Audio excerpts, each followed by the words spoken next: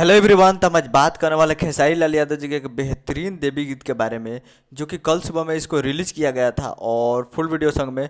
और ये अभी ट्रेंडिंग में है, 27 नंबर ट्रेंड कर रहा है ये वीडियो सॉन्ग। और इसे लिखे हैं कृष्णा बेदर्जी जी और म्यूजिक भी दिए हैं कृष्ण बेदर्जी जी, जो कि आपको स्क्रीन के ऊपर दिखाई दे रहा है।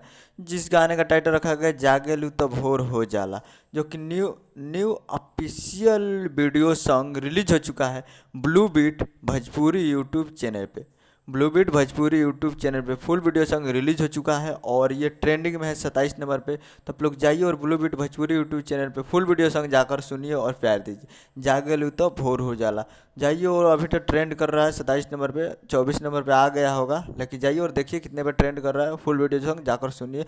देवी गीत 2022 का है, बहुत ही ज़बरदस्त है। उम्मीद कर रहा हूँ वीडियो अच्छा लगा तो चैनल को सब्सक्राइब करके बेल आइकन प्रेस कीजिए, ताकि ऐसे खेसारी लाल यादव जी की लेटेस्ट न्यूज लाते रहे।